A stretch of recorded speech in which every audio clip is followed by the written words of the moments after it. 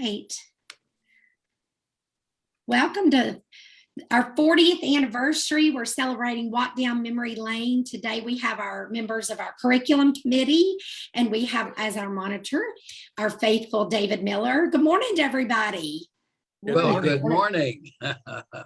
So again, we LifeQuest would not exist without the curriculum committee. For those of you who don't know, our committee consists of about around 20 people, and all of our classes are run through this curriculum committee. They decide all of our curriculum, all of the topics that we talk about.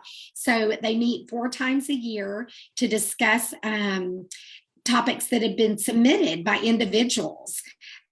Some of them are the instructors themselves, some of them are coordinators, and some of them are just people that know someone that in the community that would be willing to teach for us. So anyway, with that, David, I'm going to turn it over to you. All right. Thank you very much, Lindy. And hello, group from the committee. Morning. So I've already learned something about the committee, but I'm anxious to hear more. And you are the current chair of the group. Tell me something about the criteria that you use, you and your committee, to determine what classes will be presented. Okay, well, first of all,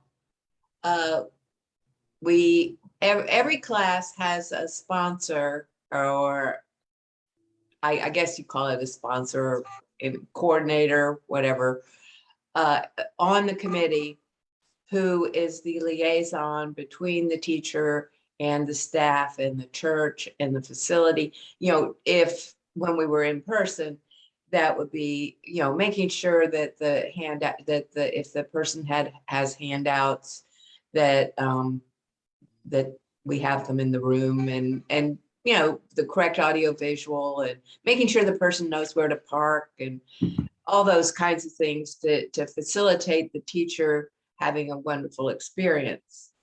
So rather than have the staff do that, because they can't, there are too many classes and not enough staff, the curriculum committee helps out and volunteers, all of us, and we help out with sort of the nitty-gritty functioning of it. But backing up, before we can get there, we have to have the class as well. So the committee members are charged with finding teachers, finding ideas, and then also just being responsive to suggestions from people who have ideas. And we love to get ideas, because then we know that's something that is of interest currently, and the kinds of things that people are interested in do fluctuate. So we really depend on all the participants to give us feedback as to what kinds of classes they're loving and what kinds of classes they would like to have added on. And we've been quite successful in that. I think we've been very sensitive to the needs of our group that way. I hope we have anyway. All right. Well, that's a good start. Now, I'd like to ask you, as a group, you can answer individually, but I'd like to hear from everybody about the criteria that you use. Looking through the catalog for each session, I noticed that there's a broad range of topics and types of courses. So let me ask Doris, what are some of the categories that come to mind that you're looking for as a member of the curriculum? Well, I actually am sort of merged into the curriculum committee from the digital learning group. And Yes. I got involved in that just because I'm not afraid to use a computer.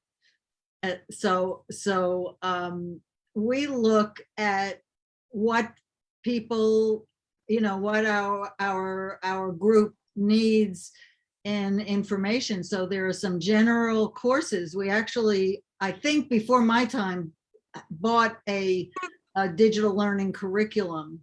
And so we have some standard classes for just introducing people to the computer. But we even tried one semester to just have a drop-in, a Zoom drop-in. And that was interesting too. If you have a problem, come in. This is the time to come in and drop in. And we had some people do that, not a lot. And this next semester, we're looking at, organization things and some other stuff. So I'm looking mostly in that direction because there's so many other people looking in other areas. But That's interesting. everybody's using computers now and laptops and minis and phones and so I get upset when I see everybody having icons all over their desktop, so hopefully we can work on that. And we also have a service that would address individual needs. So if somebody needs something, they can call the office, and somebody usually that's taught the classes or is on the committee will help. So you actually have set it up that it can be interactive, correct? In real time? Is that what I understand? Many of the classes were real time. I haven't been involved in a real time class in terms of teaching. We did the drop-in on Zoom. So we had a couple of us that were willing to ask questions, and then people came in and did it. It's not as easy to do it that way. I think the computer stuff, the hands-on stuff would be better, like art. It's better to be in the room with it. Exactly. Than not. But we have a lot of people that, I have a lot of friends that say they're not technical, but they can be technical. And they're being technical just coming to the meeting. So a little more never hurts. Now, Well, I think the desperation of the pandemic has made a lot of us be a lot more technical than we thought we Absolutely. could be or wanted to be.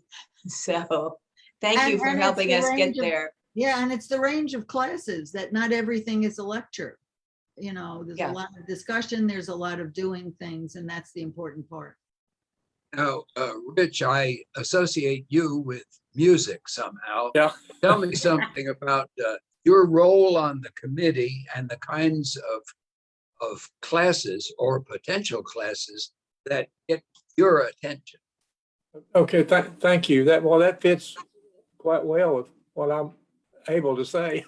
I think I've been working. I guess I'm still a newbie. I've been working with the curriculum committee for about a couple of years.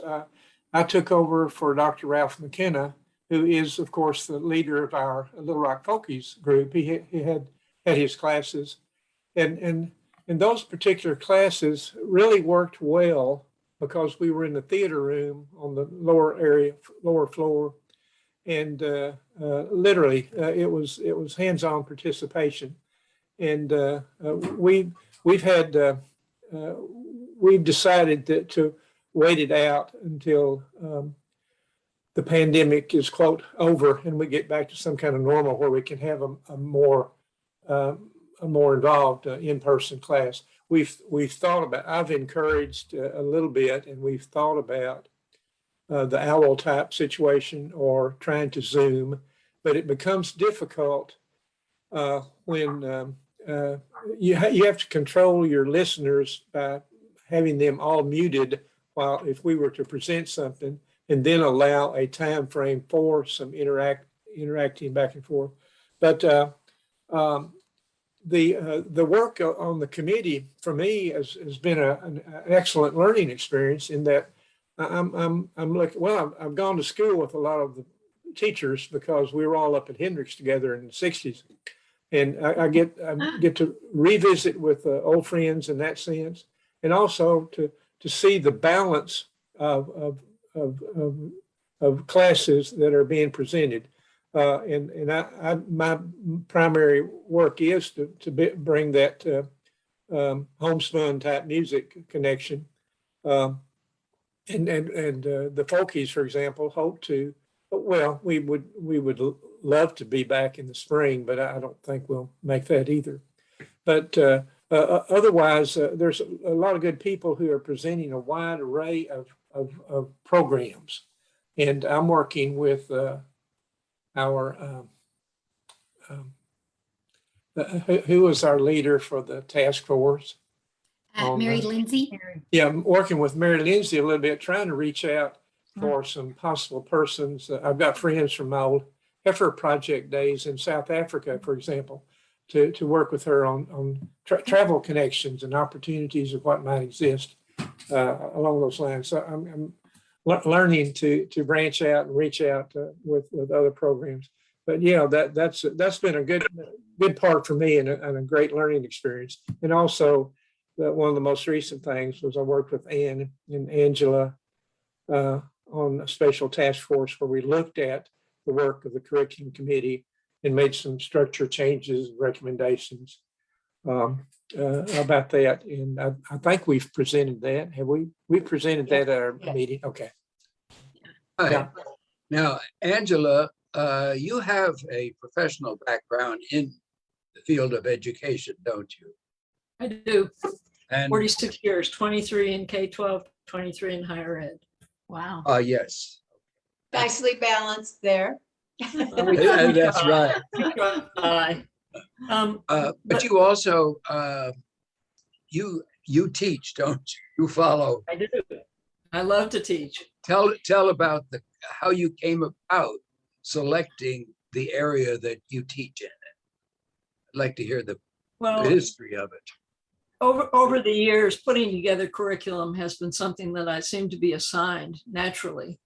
And so diverging from the path of balancing courses, making sure that there's a sequence and so on, this was an opportunity to engage perhaps my own interests in travel and world culture.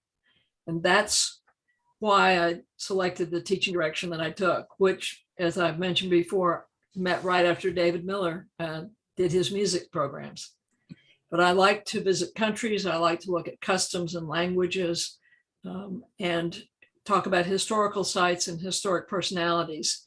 And melding that together is really very, very easy, but it also opens doorways to people who've either traveled someplace and are reminiscing about it, or would hope eventually, once COVID goes away, to be able to make those kinds of trips and have those experiences and know where to go, what to see, what the best way to interact with the national population is, and so on. And so that's sort of a bifurcation, but it's the two directions in which I've gone. But I do like working with the committee and trying to balance the curriculum and balance those who teach and recruit new people to teach. Yeah, Hey, that was something that I don't know that we totally addressed, but we try to get a balance of interests in the committee, itself. Like I'm represent art and Rich does music, and Doris does digital things. And then that we have the sorry, you can tell I'm really computer literate.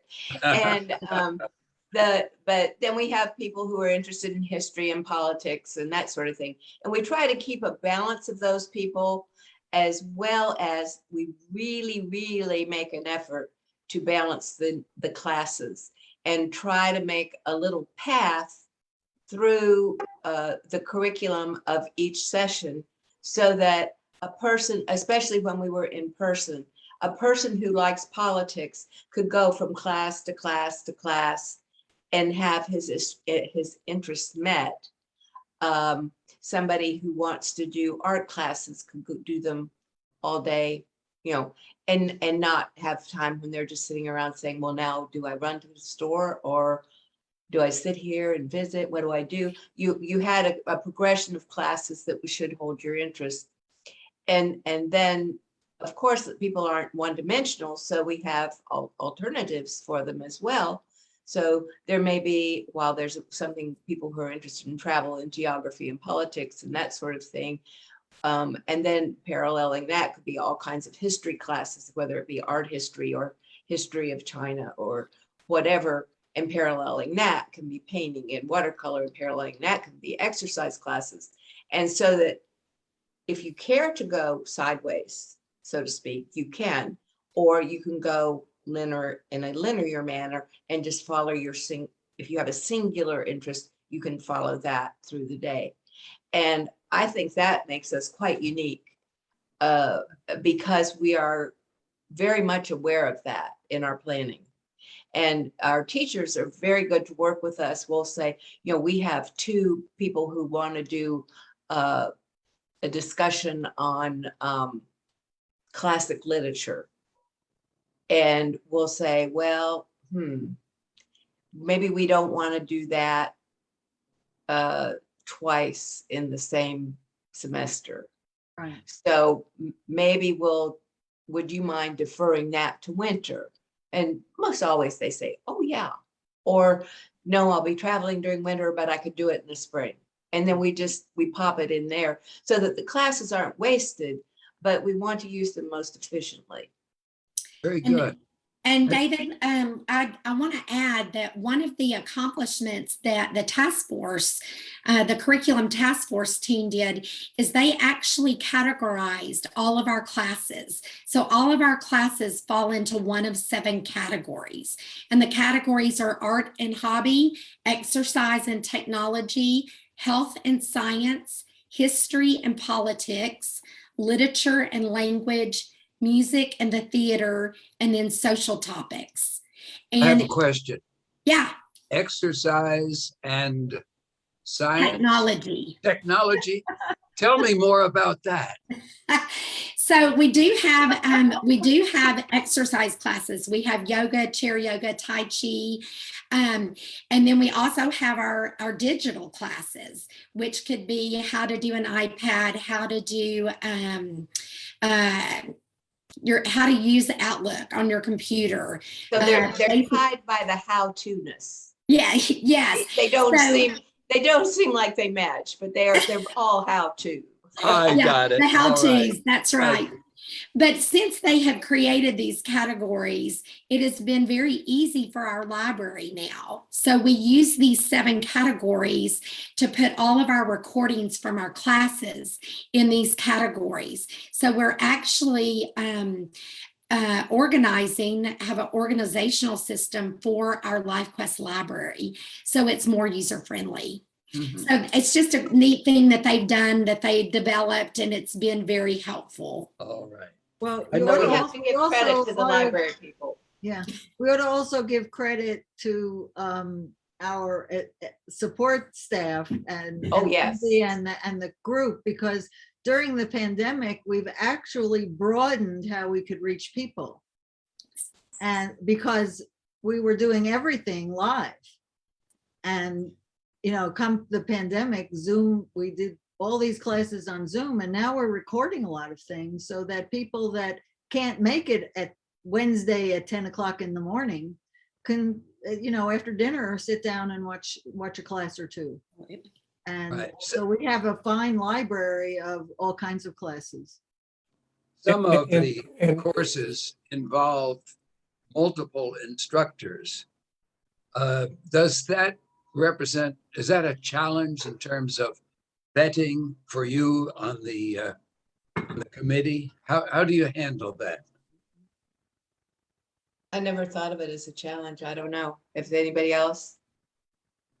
I think part of it Oh. is, you know, coming up with a good topic, and like medical, we didn't talk about medical a lot, but usually there's a set of classes that different people teach each week, but it's on a general topic. So one semester it was mental health.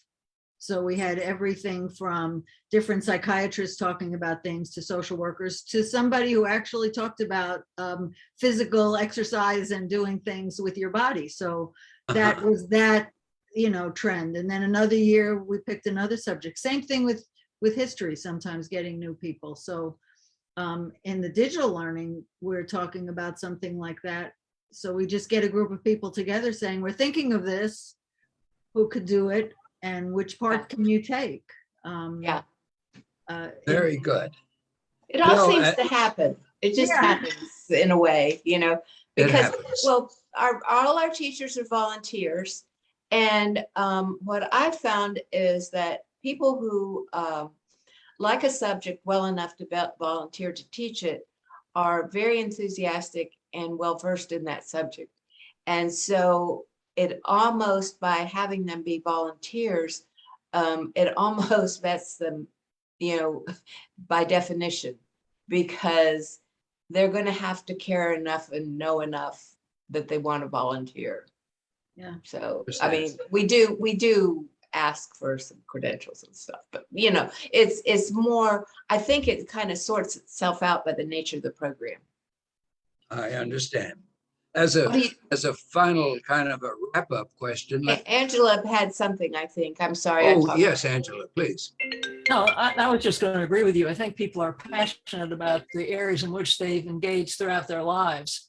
And to be able to share that and bring in people with common interests creates little communities of learning, which seem to follow each other through LifeQuest, which is, Right. I think is pretty awesome.